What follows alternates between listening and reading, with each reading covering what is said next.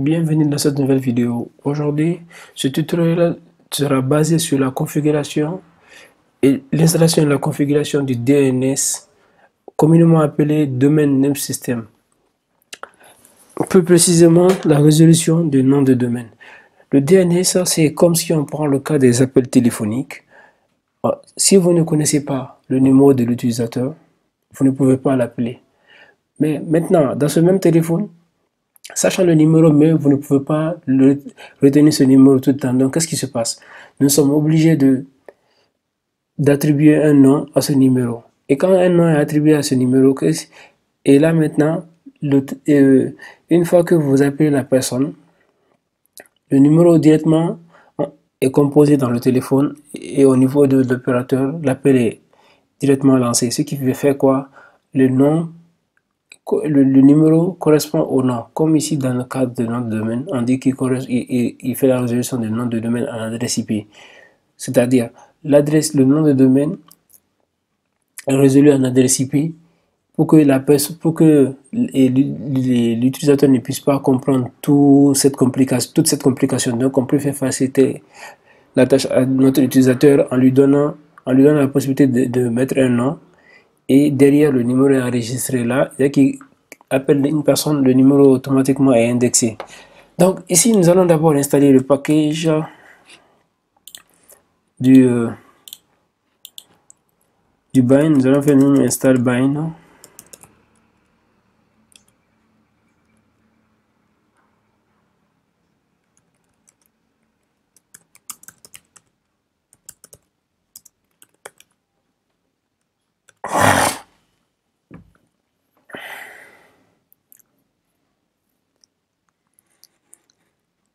Et là, ici, on me dit qu'il y a un problème. OK.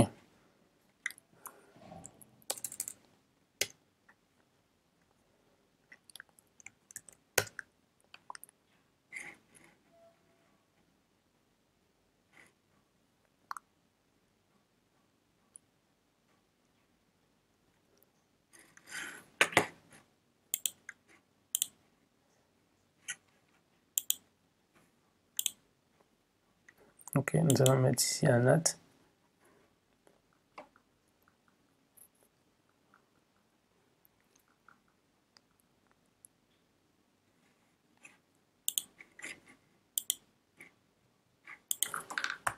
Nous allons vérifier notre connexion Internet.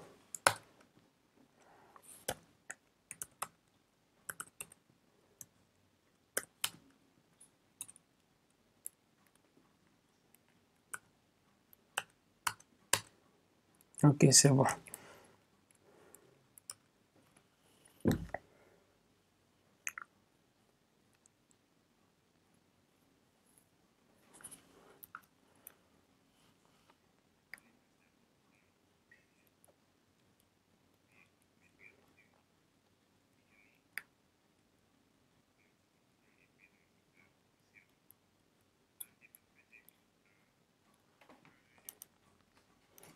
Et là, c'est bon. Maintenant, ceci étant fait, nous allons remettre notre adresse IP ici, en local. Maintenant, là, qu'est-ce qui se passe? Au niveau de NMTree, quand on vient ici, on voit que notre adresse IP, notre domaine, tout est fixé. Et d'autres peuvent se dire comment peut-on fixer en mode console. On fait vim etc network manager conf autant pour moi, network manager 6 connection et après ENS. Voilà, et là vous avez la configuration qui est là, le mode manuel où on met automatique et autres. Là c'est ce qui est mode manuel ici, puisque moi j'ai déjà un profil que j'ai créé, donc pas besoin. Et là il a mis la passerelle devant et le DNS est là. Et voici le nom de domaine qui est là, DNS Church. Donc ensuite, ceci étant fait, on vient ici maintenant, si on fait vim/etc reserve.conf, et là c'est bon, c'est déjà fixé. Donc on vient encore là, vim/etc host, et là on n'a pas encore fixé ici. Donc nous allons venir ici, nous allons nous limiter là et supprimer tout ce qui est qui vient après. Et là, on va mettre le truc là, l'adresse IP 192.168.1.100, le nom du serveur, ensuite le nom du domaine. Et là, on peut faire un MMT pour voir rapidement. Voilà, on peut même copier si on veut.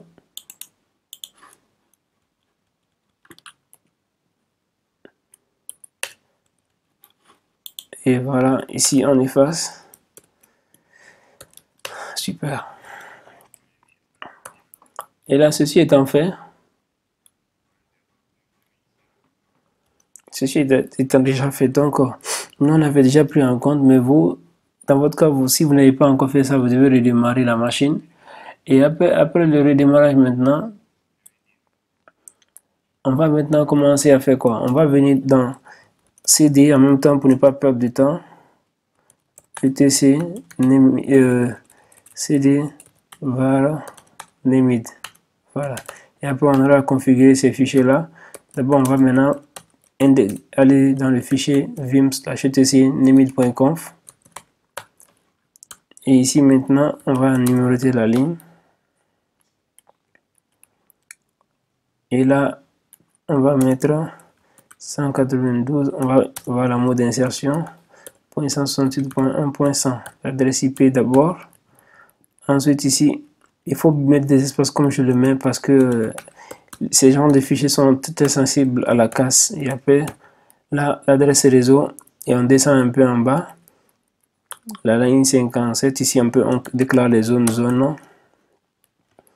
Ici maintenant, on va mettre le nom de domaine, in, accolade, et type master, file,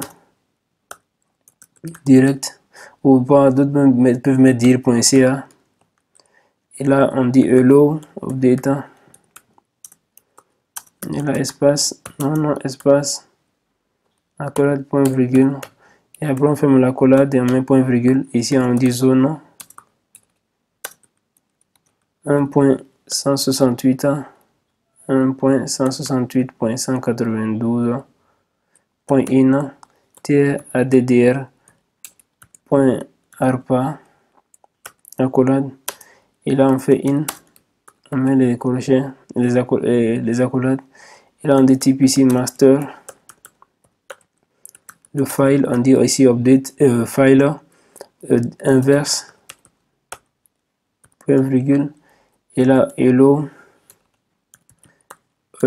update non point virgule espace accolade. Et après ici accolade point virgule, c'est ça.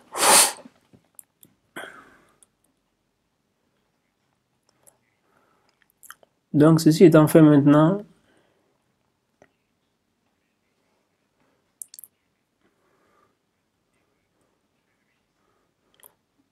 après ceci étant fait, maintenant nous allons faire enregistrer. Maintenant pour vérifier s'il n'y a pas d'erreur, on peut faire nemida checkconf /etc nemid.conf et on nous dit qu'il n'y a pas d'erreur, mais là on va voir qu'est-ce qui fait que ça n'a pas pris. Ok, conf, super. Après maintenant on va venir ici copier ce fichier nemid.localhost. Quand on fait un cat nemid.localhost et on voit le contenu du nemid.localhost qui est là. Donc on va faire maintenant ici cat nemid.localhost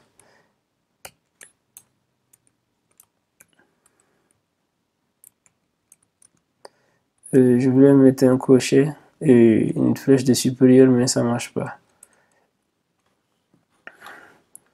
Ok, bon, c'est pas grave, on peut faire simplement aussi le cp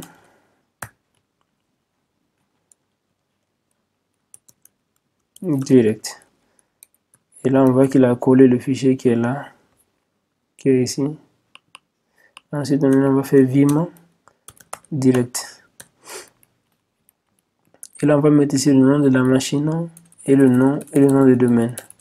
On met serveur point Voilà, et après je mets route point. Ok. Maintenant on peut copier tout simplement ça ici. Et on descend en bas ici.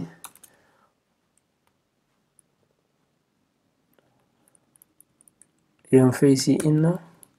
Et là on met le nom de la machine.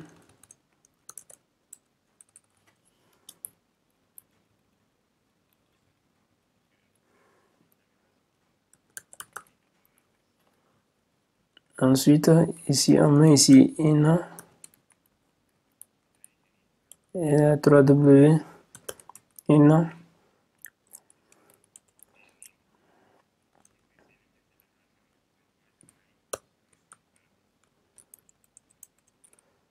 Et là, on va d'ici cinéma. Et là, on vient ici, on efface ça, on met le nom de domaine. 192.168.1.100. Et là, il faut toujours prendre les points en compte parce que sinon, il ne va pas marcher à un moment donné. Vous allez voir que votre service redémarre, mais le NSLookup ne marche pas. Ou souvent, il peut carrément rejeter. Mais bon, il y aura des commandes qui vont vérifier cela. Après, c'est direct inverse. Vim ici inverse. Et là, on va mettre ici le données octet. Ça. Ensuite, ici, on va mettre ici PTR. Maintenant, ici, on va faire quoi? On va faire ici Nemida. Check zone. Le nom de domaine.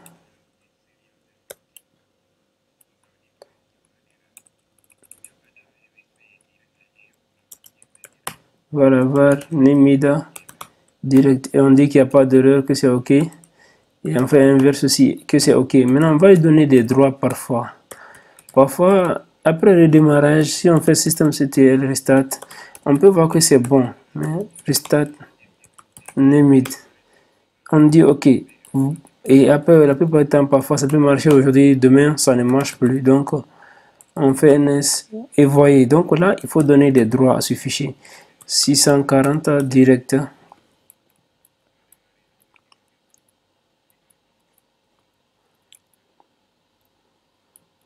Et là, quand ça fait ça,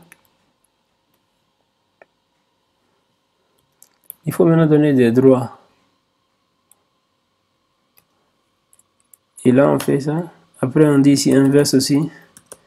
Et après, on autorise ces droits en faisant chum-nom-r nemida 2.nemida direct. Et aussi pour l'inverse. Et maintenant, après, on peut redémarrer encore notre service DNS. Et après, on peut autoriser aussi par le pare-feu. On fait un firewall tsmd add service DNS permanent. Et ensuite, on redémarre encore ici. Ok. Maintenant, si on fait un NSLookup, normalement, c'est bon. Ok. C'était ça. Maintenant, on va venir au niveau de notre... client ici.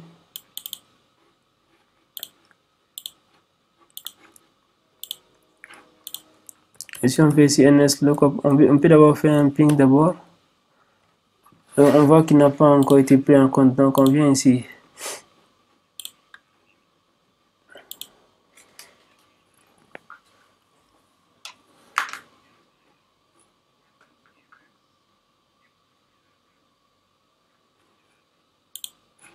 Donc maintenant ici on va venir maintenant au niveau de ce client là ici.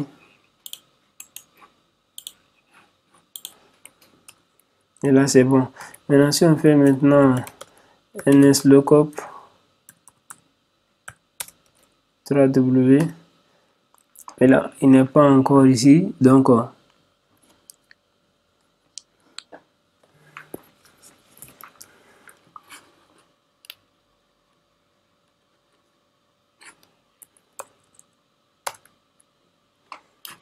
et là bon, parfois on peut désactiver le pare-feu aussi que ça passe.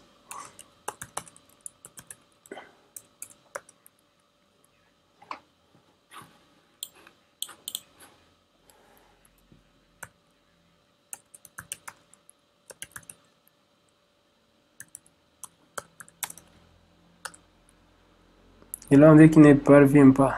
D'accord.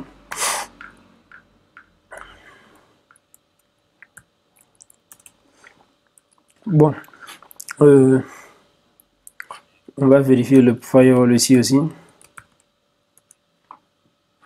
Et là, il est désactivé.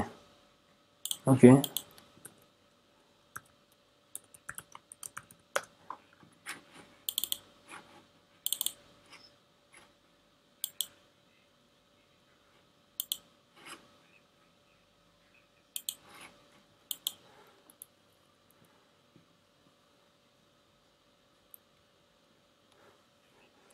Et là, on va mettre quoi? IP config / release. Venez aussi.